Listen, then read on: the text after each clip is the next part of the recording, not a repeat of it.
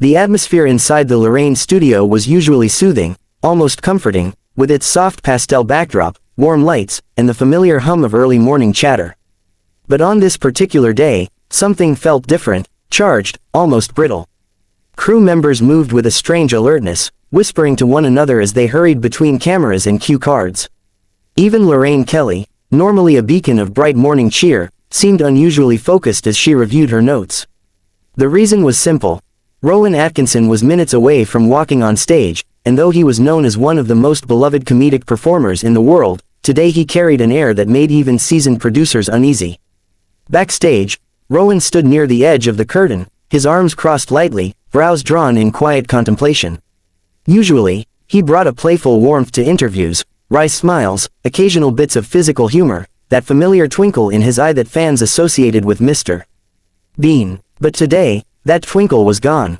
His jaw was set firmly, the lines on his face deeper, as though he carried the weight of something unsaid. He wasn't rude. Rowan Atkinson was never rude, but he was distant, preoccupied, giving short nods to crew members who attempted small talk. When the stage manager finally gestured for him to enter, Rowan took a slow breath and stepped out into the bright glow. The audience erupted instantly, clapping and cheering with genuine adoration. Phones lifted, people nudged each other excitedly. This was a man whose characters had lived inside their homes for decades, whose comedy had shaped childhoods and crossed generations. For a moment, a softness flickered across Rowan's features as he waved politely. He appreciated the love, he always had. But something deeper lingered behind his eyes. Lorraine beamed at him as if greeting an old friend. "Rowan Atkinson, everyone, what a treat to have you here with us this morning." Rowan offered a small smile, taking his seat. "Thank you, Lorraine. Pleasure to be here," he said, though his voice carried a subdued calm rather than the lively spark people expected. From the beginning, Lorraine sensed his distance. She leaned forward slightly, her signature interviewing stance, hoping to coax him into a lighter mood. "Rowan, you've given the world decades of joy. Mr. Bean, Blackadder, Johnny English, the list goes on. How does it feel knowing your work is still loved around the world?"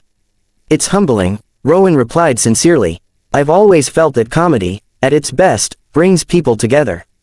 Laughter is universal. The audience nodded along, charmed despite his reserved tone.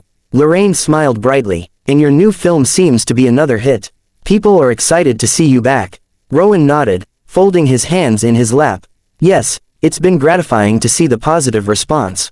Up to this point, the interview flowed smoothly, if a bit stiffly.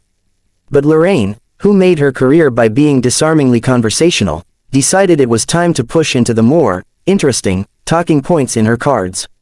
With a practiced smile, she asked, "But Rowan, I have to bring this up. There's been a lot of discussion online about your comedy style. Some people say physical comedy is becoming a bit old-fashioned. That younger generations don't find it as funny anymore. What do you think about that?" The question struck like a sudden shift in air pressure. Rowan's expression didn't change, not dramatically, but something behind his eyes sharpened. He took a brief moment before answering. "I think good comedy is timeless," he said slowly. "Physical humor has existed as long as human beings have. Chaplin, Keaton, even before that, comedic performance relied on physicality. It doesn't become irrelevant simply because trends shift." Lorraine chuckled lightly, almost dismissively. "Of course, but you know what I mean. The world has changed. Comedy has changed. Don't you think some of your work, especially the older characters, might not land the same way anymore?" The audience let out a collective murmur. Rowan turned his head toward Lorraine, maintaining perfect calm, but the edge had become unmistakable. "I think assuming that people no longer appreciate a form of art is reductive," he said. "The numbers suggest otherwise." Lorraine raised her eyebrows, leaning back slightly. "Well, I'm just saying what the critics online say. Some viewers think." "Viewers online," Rowan cut in gently but firmly, "criticize everything. That doesn't make it true." A few audience members murmured in support, sensing the shift in tone. Lorraine's smile faltered. She hadn't expected him to push back so directly. Usually, guests softened disagreement with humor or deflection, but Rowan wasn't preparing a joke. He wasn't even smiling. She cleared her throat. "I'm not attacking your work, Rowan. I'm just discussing what people are saying." "There's a difference," Rowan replied, voice steady, "between discussing something thoughtfully and reducing a career to viral opinions." The tension spidered across the studio. Lorraine blinked, her hand tightening on the edge of her cue card. "Well," she said, growing defensive, "I think what people want is acknowledgement. That sometimes, comedy can feel outdated if it doesn't evolve with society." Rowan's eyes locked onto hers, not aggressive, but unwaveringly direct. "Comedy evolves, but dismissing a lifetime of work because of social media trends is not evolution.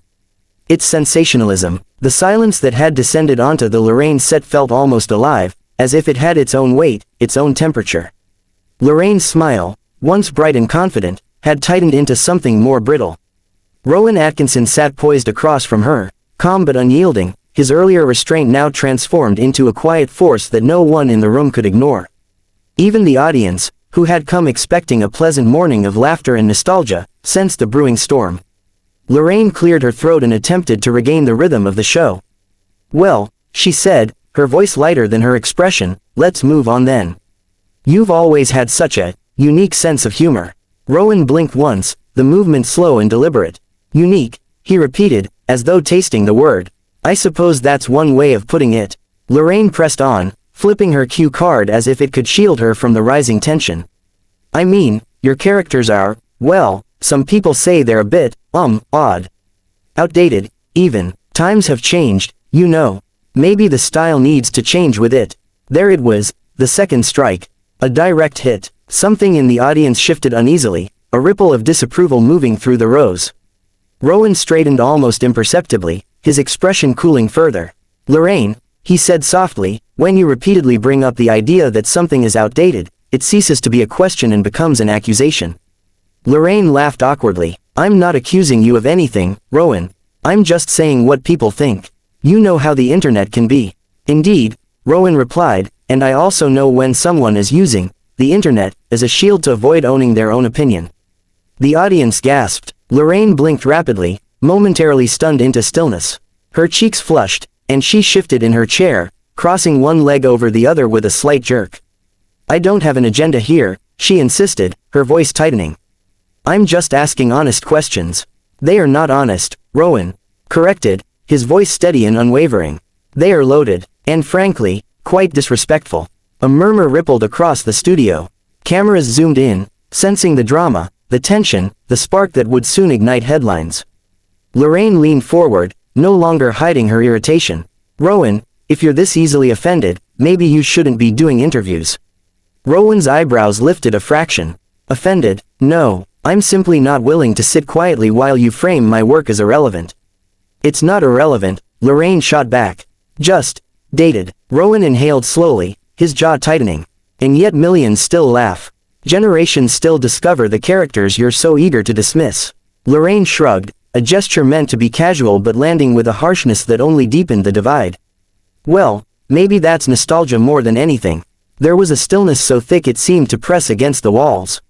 Rowan's tone dropped to a quiet intensity. "Nostalgia may explain affection, but it does not explain longevity. That is earned, that is crafted, and it deserves better than being waved off as old-fashioned by someone who has not walked a day in my creative shoes." The audience erupted into applause, unexpected, loud, and wholly supportive.